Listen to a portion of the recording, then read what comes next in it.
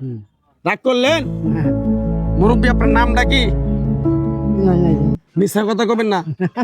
নাম নিলে এরকম আমি আপনি হিন্দু না মুসলমান? মুসলমান। একবার কোন বিসমিল্লাহ, বিসমিল্লাহ। আর একবার কোন সুবহানাল্লাহ। সুবহানাল্লাহ। নামগুলো নিলে ভালো না ক্ষতি? হ্যাঁ ভালো।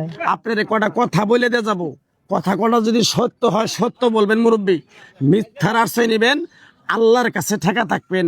কথাটা কি কইছি বুঝতে পারছেন? হয়। রাগ করলেন? না না আরেকবার কবেন বিসমিল্লাহ। বিসমিল্লাহর বরকত নাই? আছে। আপনি এমন একটা ব্যক্তি, মানুষের দুঃখ কষ্ট দেখতে পারেন না, তার পাশে যেয়ে দাঁড়ান, তাদের দুঃখ কষ্ট চলে গেলে তারপরে আপনি পথের কাটা হয়ে দাঁড়ান। কথাটা ঠিক নেবে ঠিক? রাগ করলেন? কথাটা ঠিক নেবে ঠিক? আরেকবার কোন বিসমিল্লাহ।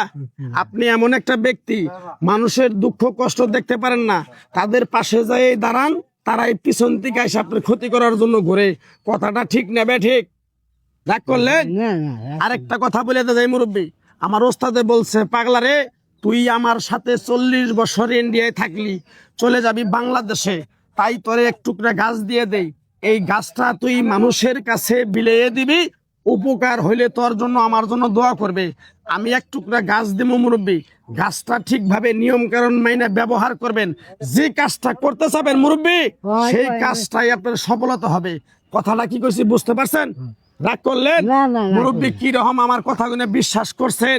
আমার ওস্তাদের নিষেধ, তাবিজ কবজ গাছ গাছরা দিয়ে কারো কাছে টাকা পয়সা নিয়ে খাবি না, খাইলে তোর নাক মুখ দিয়ে রক্ত ওইটা মারা যেতে পারে।